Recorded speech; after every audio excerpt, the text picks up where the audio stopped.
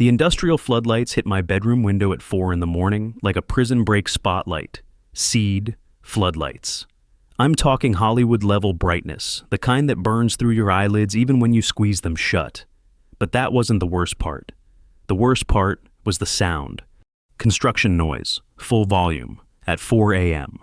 I stumbled to the window, squinting through the glare, and there they were, the Karen sisters, twin blondes in matching pink jogging suits, standing in my neighbor's yard like they owned the whole damn street. One of them held a megaphone, the other had a clipboard. Both wore expressions that said they'd been planning this for weeks. "Attention residents," the megaphone Karen announced. "This is official homeowner association business. We are conducting a mandatory lighting compliance check." Mandatory at 4 in the morning? You ever feel like someone just slapped you awake and then started gaslighting you about why it was necessary? That's exactly what this felt like. I threw on yesterday's jeans and a t-shirt, my hands still shaking from the adrenaline dump. 23 years since I left the service, but some reflexes never die. When someone hits you with surprise tactics, you respond fast. I stepped onto my front porch, and both Karen heads turned toward me like twin security cameras. The floodlights swiveled too. These weren't just random work lights they'd borrowed. These were professional-grade spotlights, the kind you rent for movie sets. Seed. Professional equipment. "Good morning, Mr. Patterson," Karen once said, lowering her megaphone just enough to sound conversational. "Sorry to disturb your beauty sleep." "We need to discuss your property lighting violations," Karen too added, tapping her clipboard with a pen that probably cost more than my monthly electric bill. "Yet what violations?" I asked, my voice still rough from sleep. Karen one smiled, not a friendly smile, the kind of smile a shark gives a seal. "Your outdoor fixtures are creating unsafe shadows that could harbor criminal activity. Also, your porch light is too dim for neighborhood security standards." I looked at my porch light. It was the same 40-watt bulb I'd been using for 3 years, same as the half the houses on the block. "Since when is that a violation?" "Since the Emergency Homeowner Association meeting last week," Karen too said, consulting her clipboard like it was the Constitution. "Motion passed unanimously. Well, almost unanimously. They'd held a meeting without me. Have you ever had that sinking feeling when you realize someone's been making decisions about your life behind your back?" My stomach dropped to somewhere around my ankles. I wasn't notified of any meeting. "Oh, but you were," Karen once said, pulling out her phone. "We left a voicemail on your landline Tuesday at 3:15 p.m. We have the timestamp right here." I hadn't checked my landline in months. Nobody calls landlines except telemarketers and, apparently, scheming neighbors with twins for backup. "Look," I said, trying to keep my voice level. "Can we discuss this at a reasonable hour, like when the sun's actually up?" Both Karens exchanged a look. In the harsh glare of their floodlights, they looked almost identical. Same bleached blonde hair, same sharp cheekbones, same predatory gleam in their eyes. It was like dealing with one nightmare in stereo. "This is a reasonable hour," Karen too said. "Homeowner association business takes priority over personal convenience. That's in the bylaws." "What bylaws?" "The ones you agreed to when you bought your house," Karen one added, raising her megaphone again. "Ignorance of the rules isn't an excuse, Mr. Patterson." That's when I noticed the cameras. Both sisters had them. Professional-looking things, not phone cameras. They were recording everything. Seed recording evidence. Every word, every gesture, every flicker of annoyance that crossed my face. "Why are you filming this?" "Documentation," Karen too said smoothly. "For our safety. You understand?" No, I didn't understand, but I was starting to get a very bad feeling about where this was heading. The construction noise stopped abruptly. In the sudden silence, I could hear my own heartbeat, could hear the buzz of their floodlights, could hear a dog barking somewhere 3 blocks away. "So, what exactly do you want me to do?" I asked. Karen one lowered her megaphone and stepped closer. Close enough that I could smell her perfume, something expensive and overwhelming. "We want you to comply with the new lighting standards. Full perimeter illumination, motion sensors, and security-grade fixtures, all installed by next Friday." "And if I don't?" Both sisters smiled at exactly the same time. "Then we'll have to take this to the next level." And that's when I knew this wasn't about porch lights at all. The smell of fresh cut grass hit me before I heard the first childish chant. Seed, chant, kids. They came in a pack, maybe 8 kids from the cul-de-sac, all under 10, herded by the Karen twins like junior soldiers. Each wore a neon sticker that read, Safety Patrol, and every tiny face pointed my direction with the same rehearsed scowl. One boy dragged a red plastic wagon rattling with metal pans. The sound clanged through the morning heat like a tin alarm. Karen 1 clapped twice, sharp as a starter pistol. "Remember the words!" she told them. Karen 2 clicked record on her camera. The kids took a breath, then screamed, "Stranger danger! Go away, scary man!" Their voices bounced off garage doors and sprinkler-wet driveways, a shrill wall of accusation that drilled straight into my skull. Funny thing is, a week earlier I'd fixed 2 of those kids' bike chains. Now they glared like I was a cartoon villain. Have you ever watched trust evaporate in real time? It tastes bitter, like aluminum on the tongue. I stepped off my porch, hands visible, calm. Years of training taught me, never move fast around frightened civilians, especially small ones. "Morning, guys," I said, voice level. "Why all the noise?" A little girl, ponytail missing front tooth, lifted a poster crayon scribbled with my face and the words, "Keep us safe." She wobbled, unsure, until Karen 2 crouched behind her and whispered, "Louder, sweetie." The girl's lower lip trembled, but she obeyed. My chest tightened. Not fear, something heavier, shame that kids were weaponized against me.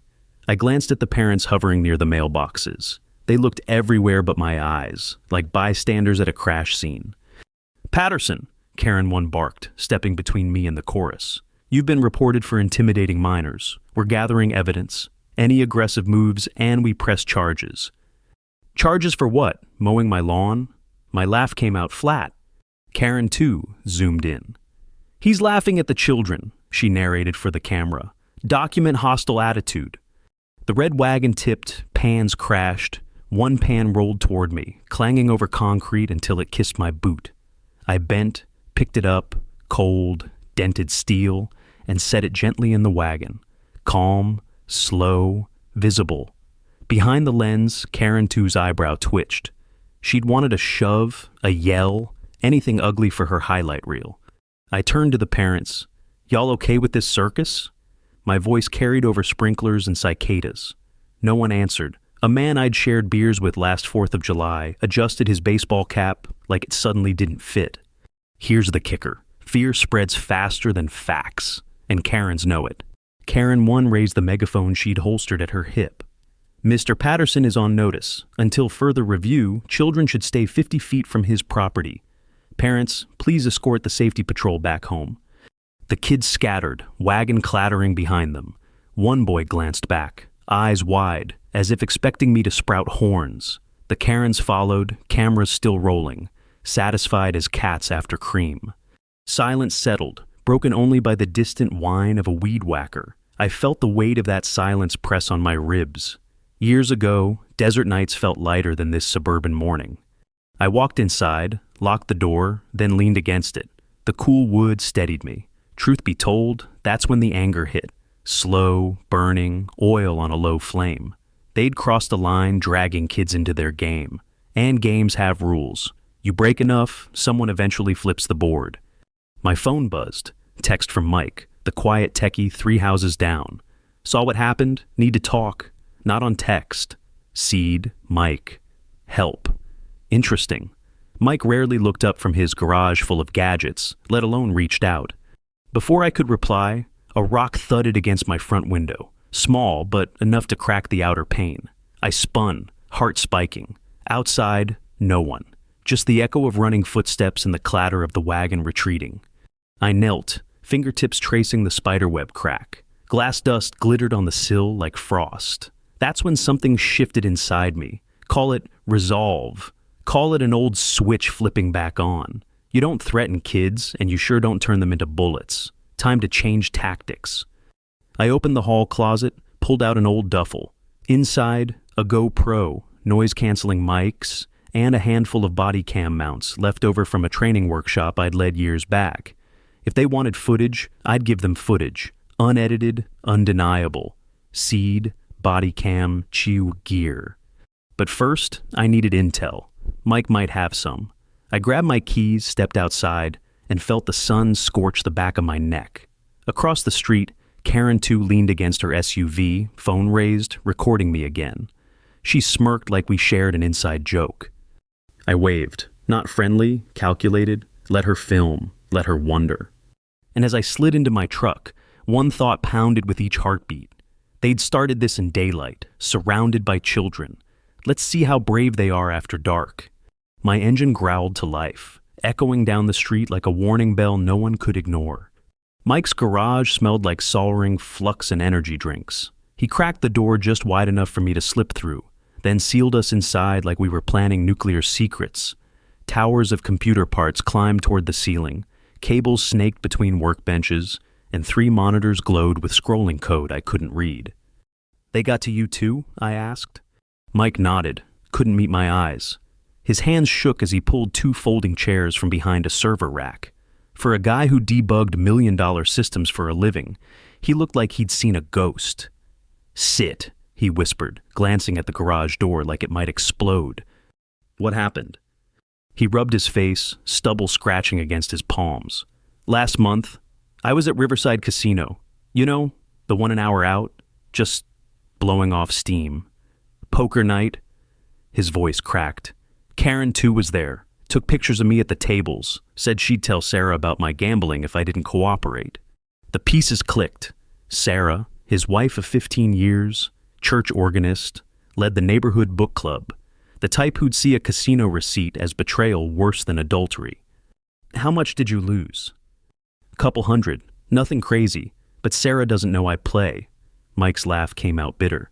"Karen said she'd make it sound like thousands. Addiction, affairs with cocktail waitresses, the whole nightmare."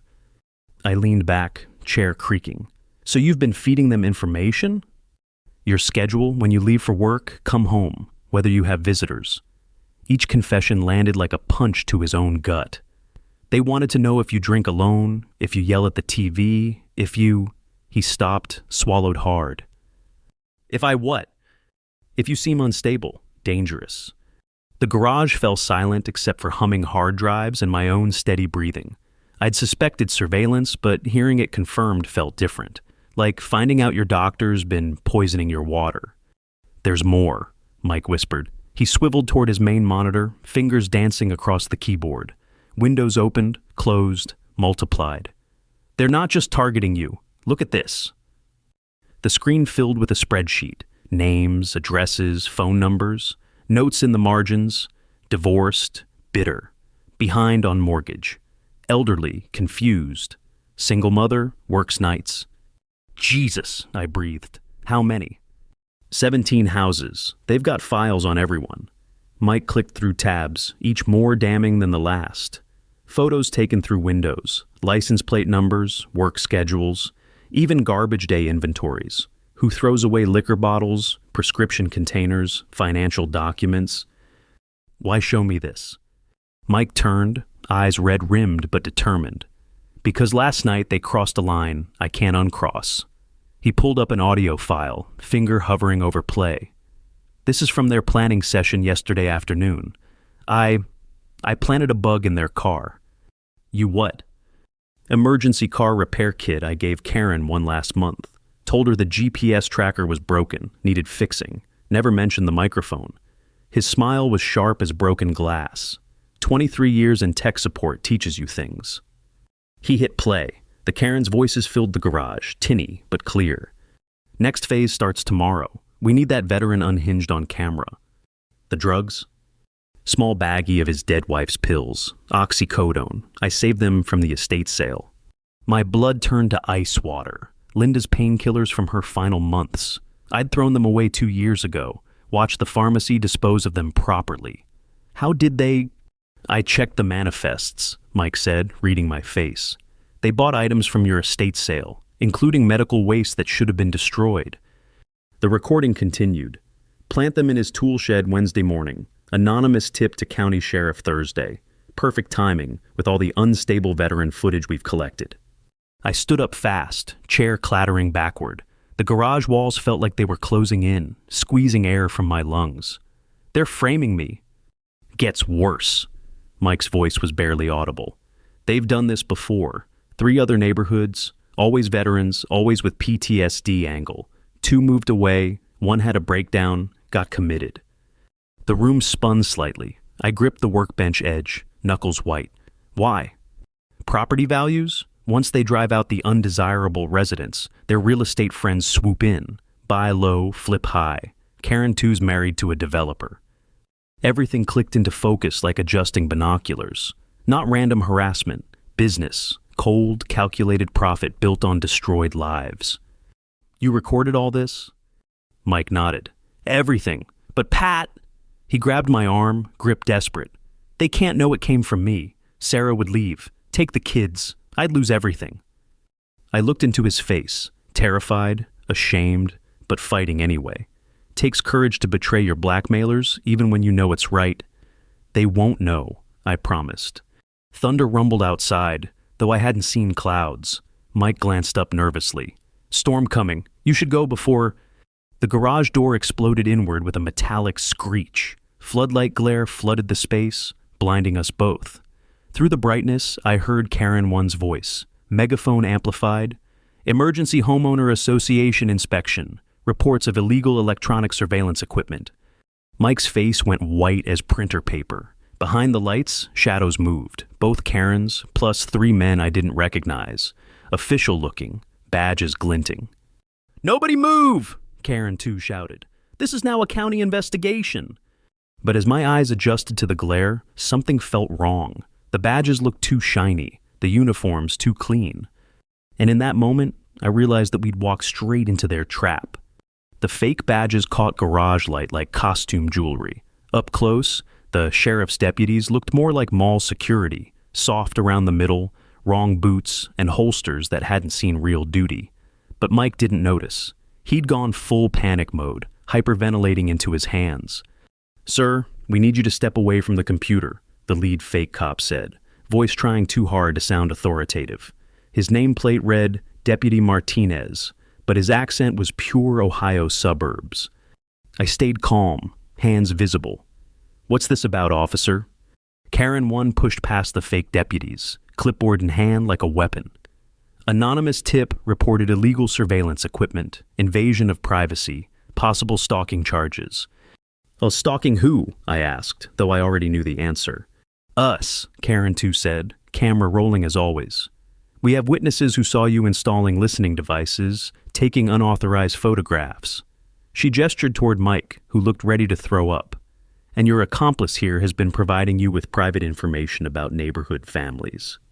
The beauty of a good frame job is how it twists truth into lies. Mike had been gathering information, but for them, not me. Now they'd flipped the script, made him look like my co-conspirator. Mike, I said quietly, don't say anything without a lawyer. Lawyer? Karen 1 laughed, sharp as breaking glass. This isn't that kind of situation, Mr. Patterson. This is a neighborhood safety issue, homeowner association business. The fake deputy with the worst posture stepped forward. We're going to need to confiscate all electronic equipment for evidence. That's when I knew for certain these weren't real cops. Real law enforcement needs warrants, proper procedures, chain of custody protocols. These amateurs were winging it, hoping intimidation would do the job. I pulled out my phone, speed dialed 911. Karen 2 lunged forward. Don't you dare! The call connected. 911, what's your emergency? This is Robert Patterson, 1247 Maple Grove Circle. I need real deputies at my location. We have people impersonating law enforcement officers. The fake cops exchanged panicked glances. Karen 1 grabbed the lead imposter's arm, whispering furiously. I caught fragments. Wasn't the plan? Real police? Abort! The 911 operator's voice stayed calm, professional. Sir, can you describe the individuals claiming to be officers? 3 men, fake badges, no proper identification. They're attempting to conduct an illegal search without warrants. I looked directly at Karen 1. They're working with 2 women who've been harassing neighborhood residents. Thunder crashed overhead, closer now. Through the garage door, I could see real storm clouds gathering, dark as bruises against the evening sky. Karen, too, stepped into my face, camera inches from my nose. You think you're clever? This won't end here. We have evidence of your stalking, your threats. What threats? I kept my voice level, knowing she was still recording. The rock through our window last night, the dead cat on our doorstep, the threatening notes. I stopped. New game. They were building a paper trail of false accusations, creating a history of escalation that never happened. Classic setup for a restraining order, maybe criminal charges. Mike finally found his voice. They're lying, he whispered, then louder. They're lying! I have recordings! Karen 1 spun toward him, eyes blazing. Recordings are inadmissible when obtained illegally, Mr. Green, and we have witnesses who will testify you've been unstable, paranoid, following children with cameras. That's not, Mike's voice cracked. The sound of real sirens cut through the thunder. The fake deputies were already backing toward their car, a beat-up sedan with magnetic door signs I hadn't noticed before. Martinez tossed his badge into the garage and ran. Karen 1 smiled at me, cold as winter metal. This isn't over, Patterson. We know about your wife's pills. We know about your drinking problem. We know about the violent episodes. What violent episodes? The ones that are about to start happening, Karen 2 said, still filming. When the pressure gets too much, when a broken veteran finally snaps and hurts innocent people. They followed their fake cops into the night, leaving Mike and me alone with the approaching storm and the distant wail of real law enforcement. Mike slumped into his chair, head in his hands. They'll destroy me. Sarah will find out about the gambling, the cooperation, everything. Maybe, I said, watching red and blue lights sweep around the corner. Or maybe we just found their weakness. What weakness? I smiled, feeling something hard and determined settle in my chest. They're getting desperate. Desperate people make mistakes, and I'm very good at exploiting mistakes. The real deputies pulled into Mike's driveway, professional and cautious. Time to give them a story they'd never forget. Time to turn the Karen's own game against them. But first, I needed to plant a seed that would bloom exactly when I wanted it to. Outside, lightning split the sky like a camera flash, and the first drops of rain began to fall. The real deputies took one look at the scattered fake badges and called for backup. Within 20 minutes, Mike's driveway looked like a crime scene. Flashing lights, yellow tape, detective cars lined up like dominoes. Rain hammered the garage roof while I gave my statement for the third time. Detective Walsh, a compact woman with steel gray hair, closed her notepad and studied me with cop eyes that missed nothing. Mr. Patterson, you said these women have been escalating their harassment for weeks? Yes, ma'am. Started with the floodlights, moved to using children, now fake police. Each step gets bolder. And you believe they're planning to plant drugs on your property? I nodded toward Mike, who sat wrapped in a blanket like a shock victim. He recorded them discussing it. The audio files are on his computer. Walsh's partner, Detective Ryan, emerged from the garage holding Mike's external hard drive. Got everything. This is some serious premeditation. He shook his head. Impersonating officers, conspiracy to commit fraud, harassment, blackmail. These ladies are looking at felony charges. But I knew better. Rich suburban women with good lawyers don't go to jail for harassment. They get wrist slaps and community service. The Karens would be back on the street in hours, angrier and more dangerous than before. Detective Walsh, I said. There's something else. They mentioned having witnesses to violent episodes that never happened. I think they're planning to stage something. Stage what? Thunder crashed overhead, punctuating my words. An incident that makes me look unstable, dangerous, something that justifies everything they've done. Walsh exchanged glances with her partner. 20 years of police work teaches you to recognize the truth, even when it sounds paranoid. What kind of incident? Before I could answer, Ryan's radio crackled. All units, domestic disturbance at 1251 Maple Grove Circle. Neighbors report screaming, possible assault in progress. My blood went cold. 1251, 4 houses down from mine. The elderly Kowalskis, married 60 years, wouldn't hurt a fly. That's impossible, I started, but Walsh was already moving. We'll continue this later, Mr. Patterson. Stay available. The police convoy peeled out, leaving me and Mike alone in his garage. The The rain had turned torrential, drumming against the metal door like machine gun fire. Through the noise, I heard something else. Sirens from multiple directions, all converging on my neighborhood. Mike looked up from his blanket, eyes wide with realization.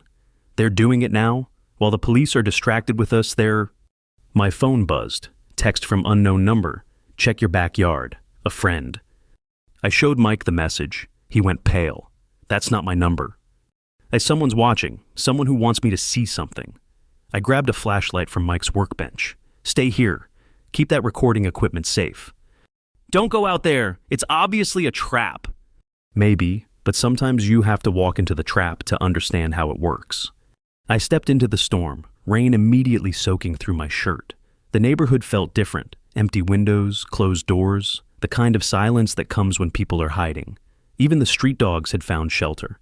My backyard was a swamp, grass squelching under my boots. I swept the flashlight across the space, looking for anything out of place. Nothing by the shed, nothing near the fence, nothing. Wait, there, by my bedroom window, a ladder, aluminum extension ladder that wasn't mine, propped against the house like someone had been using it to look inside, or to plant something. I climbed carefully, rain making each rung treacherous. At the top, my flashlight beam caught something wedged behind the window screen, a small plastic baggie, professionally sealed. Inside, white pills that looked exactly like the oxycodone Linda used during her final months. But here's the thing about traps. Sometimes the bait reveals more about the trapper than the target. I photographed everything with my phone, then carefully extracted the baggie using a shop rag. No fingerprints on the package itself, but whoever placed it had touched the ladder. Rain was washing away evidence, but maybe not fast enough. Back in Mike's garage, I showed him the photos. His face went dead white. Jesus, they really did it. More than that. I pulled up the timestamps on my photos, compared them to when the police arrived. They planted this while we were giving statements, which means they were watching, waiting for the perfect moment. But why plant drugs if they're about to get arrested for the fake cop thing? Smart question. I thought about Detective Walsh's expression, her partner's confidence about felony charges. Then I thought about rich women with good lawyers and how charges have a way of disappearing when the accusers look unreliable. Because they're about to flip the script again, I realized. They'll claim we set them up, that the fake cops were our idea, meant to discredit them before they could expose my drug problem. Mike stared at me like I'd grown a second head. That's insane. Insane, but brilliant. Who's a jury going to believe? Two respectable neighborhood watch ladies, or a paranoid veteran with a history of drug possession? The rain began to soften, pattering instead of pounding. In the relative quiet, I heard car doors slamming, voices approaching.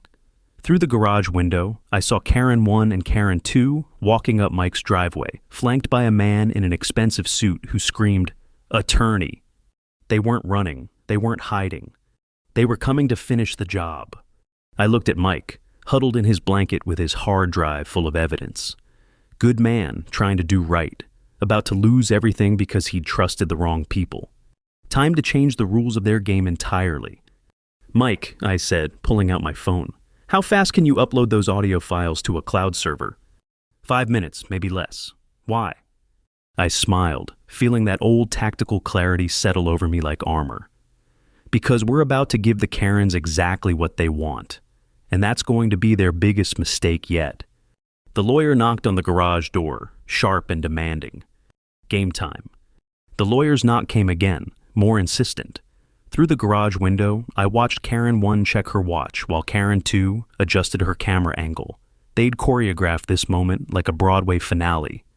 "Upload those files now," I whispered to Mike.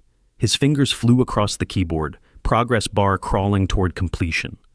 I opened the garage door. The lawyer stepped forward, mid-50s, silver hair, suit that cost more than most people's cars. Behind him, both Karens wore identical smug expressions. "Mr. Patterson, I'm attorney Douglas Brennan, representing Ms. Andrews and Ms. Miller." He handed me a business card heavy as cardstock.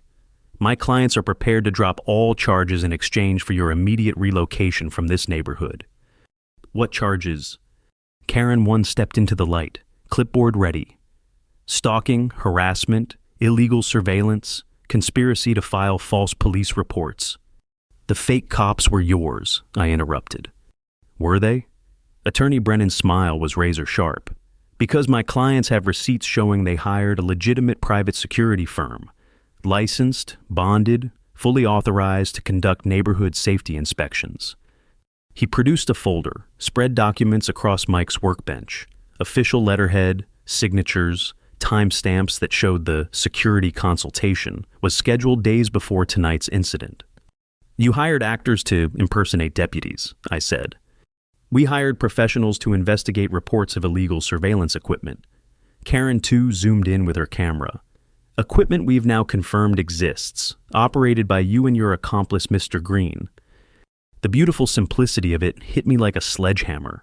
They'd covered every angle. The fake cops weren't fake. They were private security with badges that looked official enough to fool civilians.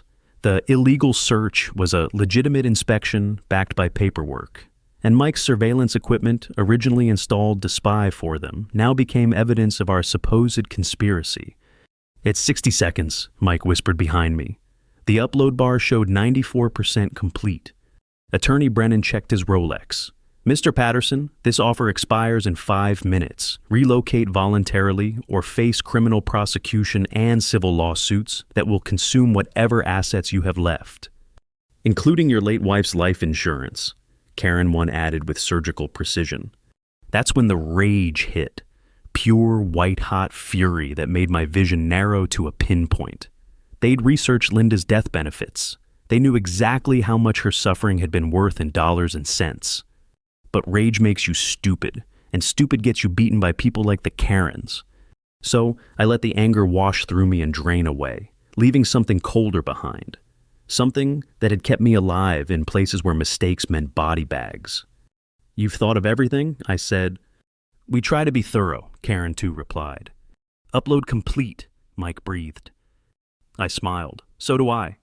That's when I pulled out the baggie of pills, holding it up so Karen 2's camera caught every detail. Funny thing about being thorough, it makes you predictable. Attorney Brennan's confident expression flickered. What is that? Oxycodone, planted in my yard about an hour ago. I turned the baggie, letting light catch the pharmacy label. My deceased wife's prescription, purchased at your client's estate sale 2 years ago. Karen 1's clipboard clattered to the concrete. You can't prove. Actually, I can. I held up my phone, showed them the photos with timestamps. Planted while we were giving statements to Detective Walsh, which means whoever did it was watching, waiting for the perfect moment. The lawyer grabbed Karen 1's arm, whispered urgently. But Karen 2 kept filming, professional instincts overriding common sense. Here's what's really beautiful, I continued. The ladder they used? Aluminum conducts fingerprints beautifully, even in rain. And the person who climbed it? They touched the window screen, left skin cells on the mesh. None of that was true. Rain had washed away everything, but the Karens didn't know that. You're bluffing, Attorney Brennan said, but his voice wavered. Maybe, but Mike's audio recordings aren't bluffs. I gestured toward the computer setup. 12 hours of planning sessions discussing the drug plant, the fake emergency calls, the private security theater, all uploaded to cloud servers with timestamps. Karen 2's camera finally stopped recording. She stared at the device like it had turned into a snake. The beautiful irony? I stepped closer, close enough to smell Karen 1's expensive perfume. You created the perfect evidence trail. Every recording, every photograph, every staged incident, it's all documented. The question is, documented by whom? Attorney Brennan was already backing toward his car, phone pressed to his ear. Damage control mode. You can't use illegally obtained recordings in court, Karen 1 said, but her voice cracked. Don't need to. See, Mike uploaded everything to a public transparency website. Neighborhood safety, they call it.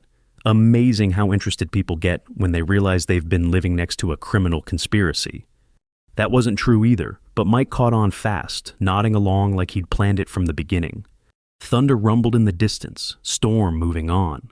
In the sudden quiet, we could hear sirens again, more of them, closer now. The domestic disturbance call at the Kowalskis, I said. That was you too, wasn't it? Create chaos, keep police distracted while you planted the drugs. Karen 2 grabbed her sister's arm. We should go. Too late for that, I pointed down the street where Detective Walsh's unmarked car was pulling into my driveway. See, while you were busy framing me, I was busy giving them everything they need to prosecute a real crime. The Karens ran, not walked, not retreated. Ran like their designer shoes were on fire, leaving their lawyer to face the music alone. But as I watched them disappear into the storm-washed night, I knew this wasn't over. Cornered predators don't give up. They evolve. 3 weeks later, I stood in my kitchen making coffee and watching the "for sale" signs multiply like dandelions across the neighborhood. The Hendersons, gone. The Kowalskis, relocated to their daughter's place in Florida. Mike's house sat empty. He'd moved Sarah and the kids to her mother's while the FBI sorted through his evidence files. The Karens were in county lockup, held without bond on federal conspiracy charges. Their lawyer, Brennan, had flipped faster than a pancake, trading his client's freedom for immunity. Turns out their real estate scam had netted over $2 million across 4 neighborhoods, with a dozen families destroyed in the process. But here's the thing about victory. Sometimes it tastes like ash in your mouth. Detective Walsh had called it the most sophisticated harassment scheme she'd seen in 20 years. The media picked up the story, ran with headlines like "Suburban Terror Campaign" and "HOA Horror Story." My name stayed out of the papers, but everyone knew. The guy who'd brought down the Karen conspiracy, the veteran who'd fought back. Problem is, nobody wants to live next to a war zone, even after you've won. I sip my coffee, black and bitter, and watch Mrs. Chen load boxes into her minivan. She'd been friendly before, waves across the fence, borrowed sugar, casual chat about weather. Now she avoided eye contact, hurried past like I carried some contagious darkness. You ever notice how fear lingers even after the threat's gone? How people look at you different when they know you're capable of fighting dirty? That's the price of winning against predators. You become something they can't quite trust. My phone buzzed, text from Mike. New job in Portland. Sarah's speaking to me again. Kids excited about Oregon. Thank you. Good for him. Fresh start, clean slate. Some people get to walk away from their battlefields. I walked to my front window, touched the spiderweb crack where that rock had hit weeks ago. The glass company could fix it for $300, but I'd left it alone. Reminder of what happens when you let bullies think they own the world. Another text, this one from Detective Walsh. Andrew's sisters took plea deals. 18 months federal, 3 years supervised release. Thought you'd want to know. 18 months. They'd destroyed lives, terrorized families, turned children into weapons, and they'd be out in a year and a half. The lawyer would serve 6 months in minimum security. The private security guys got probation and fines. Justice American style. I finished my coffee, rinsed the mug, set it in the sink with the precision of a man with too much time and too few neighbors. Through the kitchen window, I could see Karen One's house. Dark windows, overgrown lawn, a foreclosure notice taped to the front door like a scarlet letter. Victory looked a lot lonelier than I'd expected. The doorbell rang, first time in weeks. I opened it to find a woman about my age, gray-streaked hair, kind eyes behind wire-rimmed glasses. She held a casserole dish covered with aluminum foil. "Mr. Patterson, I'm Dorothy Wells from the library." Her voice carried the warmth of someone who'd spent decades helping people find answers. I wanted to apologize. For what? For believing them, for avoiding you when I should have asked questions. She offered the casserole. "Tuna noodle, my grandmother's recipe." I took the dish, felt its warmth through the foil. "You didn't do anything wrong, Mrs. Wells." "Dorothy, please." And yes, I did. We all did. She gestured toward the empty houses, the scattered for sale signs. We let fear make us stupid. Let bullies convince us that the man who mowed our lawns and fixed our bikes was somehow dangerous. She was right, but forgiveness felt heavier than anger sometimes. Fear makes people do things they regret. It does, but so does courage. Dorothy smiled, sudden and bright. You could have moved away, taken their money, avoided the fight. Instead, you stayed and faced them down. That takes something most of us don't have. Stubbornness, mostly. Maybe, but the right kind of stubbornness. She turned to leave, then paused. "Oh, and Mr. Patterson? The library board voted last week. We'd like to offer you a position, part-time security consultant. Seems we need someone who understands how to deal with difficult people. After she left, I stood in my doorway holding that casserole and looking out at my half-empty neighborhood. The houses would fill again eventually. New families, fresh starts, people who didn't know about Karen conspiracies or fake police raids. Maybe that was enough. Maybe redemption looked like tuna casserole from a librarian who'd learned to apologize. Maybe victory wasn't about destroying your enemies. It was about outlasting them, staying human while they revealed themselves as monsters. I closed the door, walked to my kitchen, and heated up Dorothy's grandmother's recipe. Outside, the first autumn leaves were starting to fall, covering the scars of a suburban war with gold and crimson promises of renewal. The crack in my window caught afternoon light, fracturing it into rainbow pieces across the wall, beautiful in its own broken way, like healing always is. And for the first time in months, I didn't feel like the only soldier left on a battlefield. I felt like a neighbor,